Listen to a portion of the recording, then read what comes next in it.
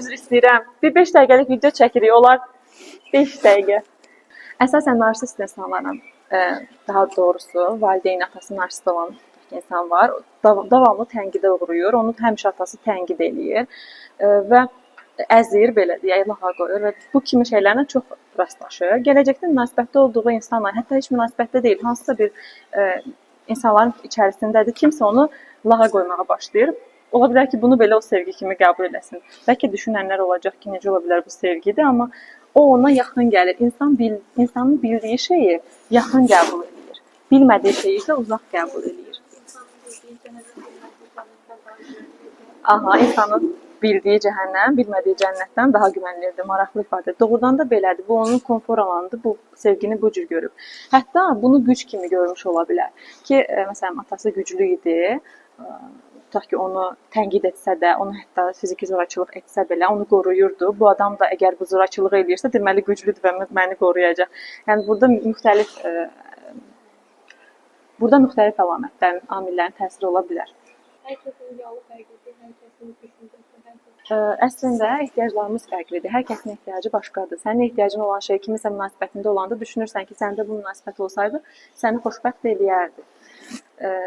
Və bu ona görə də sən deyirsən ki, ola bilər bir münasibət kənardan ideal görünür, o insan üçün ideal deyil. Amma ola bilər ki, hansısa münasibəti sən ideal görmürsən, amma onun içində əsas olan hisslərdir münasibətdə. Orada o özünü necə hiss edir? Orada onu özünü güvəndə hiss edirsə, sevilən, dəyər görülən hiss edirsə, o münasibət onun üçün xoşdur və orada xoşbəxt olduğunu hiss edir və iddia edir. Münasibətlər hisslər üzərində qurulur. Əsasən sevgi münasibətləri. Yəni bu iş deyil, bu anlaşma deyil. Hətta işdə belə məntiqlə çox irəlilənmək olmur. Bir yerdə özünü yaxşı hiss edirsənsə qalacaqsan. Yaxşı hiss etmirsənsə, orada sənin yəni qızıllara da bilirsən, yenə də orada qala bilmirsən. Çünki əsas sənin hissiyatındır.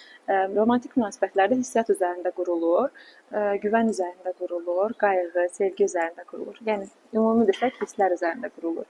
Və hiss etdiyin şey çox zaman doğru olur. Amma biz bəzən travmalarla hissləri də qarışdıra bilirik. Bayaq mənim verdiyim örnəkdə o atasından, anasından gördüyü sevgiyə yaxın bilir nəyisə, onun içində güvəndə hiss edir. Bu da konfor alanı nəzərdə tutulur. Onun adını yazacağım, kimin eksperimenti idi. Bir hərbi düşərgəyə gedir, həmin filosof. Görür ki, orada bir it var. Bütün əskərlər, hərbçilər onu təpik vurur və o da yenə onların yanında gəzir. O isə, o it ona yaxınlaşanda ona sığal çəkir və görür ki, it bir də ona yaxınlaşmır. Yadırğıyır bu duyğunu. Çünki bununla heç vaxt rastlaşmamışdı. O bilmirdi bu sığal nə olan şeydir, bunun arxasınca nə gələcək. Çünki bunu heç vaxt öyrənməmişdi. Aslında buradan bir şeyi yola çıxaraq deyə bilərik ki, övladlarınıza sevgi göstərmək lazımdır, doğru sevgini. Təması da, hədiyyəni də, jesti də, hər şeyi də. Keçənlərdə bir yaxınım olan bir ataya sual verdim. Dedim ki, istəyirsənmi qızın sənin kimi biri ilə evlənsin? Dedi ki, istəyərəm. Tərəddüdsüz. Dedim ki, onda sən xoşbəxt insansan, xoşbəxt atasan. Əgər bunu deyə bilirsənsə ki, hə, istəyərəm mənim kimi biri ilə evlənsin və mənim qızıma davrandığım kimi o davransın. Bayaq sən danışdıqca ağlıma bu şey gəldi ki, münasibətlərin bir düsturu yoxdur. Hər kəsə uyğun gələn bir düsturu yoxdur. Hər insanın münasibətinin onun üçün düsturu var. Sanki bir yemək bişirirsən, necə ki zövqlər müxtəlifdir. Kimsə daha duzlu, kimsə daha duzsuz, kimsə ədviyyatlı, ədviyyatsız. Yəni münasibət də belədir.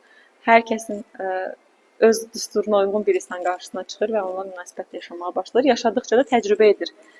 Bəzən biz filmlərdən, musiqilərdən, ədəbiyyatdan yola çıxaraq deyirik ki, mən filan cür insan istəyərdim. O bizdə simpatiya yaradır. Amma o cür insanla qarşılaşanda görürük ki, uzun müddət getməyə bilir həmin şey. Çünki oradan öyrənmişdik, yaşayaraq, təcrübə edərək görməmişdik. Doğrudan o şey bizə yaxşı təsir eləyir ya yox. Deyək ki, qızlar çox vaxt deyir ki, mən gentleman bir oğlanla birlikdə olmaq istəyərəm. Amma hansı oğlan ona gül verəndə bir, ətim töküldü, bu nədir mənə gül verir əslində. Çünki heç vaxt bunu görməmişdi, bunu ancaq filmdə görmüşdü. Canlı nə hiss edəcəyini bilmirdi. Bəlkə zamanla xoşuna gəlməyə başlayacaq. Əla sualdır. Bir insanın özünə duyduğu sevgi daha gözəldir, yoxsa başqasına duyduğu sevgi? Deyir, ola bilməz ki, bir insan hamıya nifrət edir, amma özünü çox sevir. Əslində sevgi ümumidir. O hiss insanın özündə varsa, o həm özünü sevir, həm başqalarını sevir, həm təbiəti sevir, həm canlıları sevir, həm cansızları sevir. Sanki olur sevgi pıtırcığı.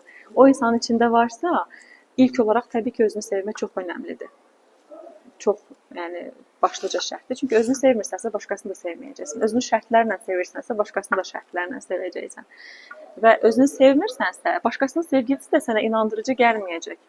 Deyək ki, bir yeməyi heç sevmirsən, ən nifrət elədiyin yeməyi düşün. İndi örnək çəkmək istəmirəm. Hansısa mənim nifrət elədiyim yemək var. Kimsə deyəcək ki, çox dadlı deyəcək, nə danışır? Bu necə dadlı ola bilər? Düzdür? Əgər mən özümü sevmirəmsə, kimsə mənə deyir ki, səni çox sevirəm, inanmağım gəlməyəcək bu işdən içə. Deyəcəm ki, axı mən sevilməyə layiq deyiləm. Axı mən heç də o qədər yaxşı deyiləm. Ona görə insanın özünü sevməsi çox önəmlidir. Başqasının ona olan sevgisini qəbul edə bilməyi üçün ilk addımdır deyərdim ki, və insan özünü sevməyə başlayanda ətrafı da sevməyə başlayır. Amma bu həm də əksinə işləyir. Ətrafı da sevməyə başlayanda özünü sevməyə başlayır. Sevməyə bir yerdən başlamaq lazımdır. Bir gülü sevmək, bir canlını sevmək, bir heyvanı sevmək, bir insanı sevmək. Sonra da o dönür sənin özünə. Amma doğrudan sevmək. Görmək istədiyin kimi yox. Onu tanıyaraq, zamanla, olduğu kimi, vaxt verərək və mütləq bu yola bir yerdən başlamaq lazımdır deyə düşünürəm. Sual üçün də təşəkkür edirəm. Gözəl sual idi.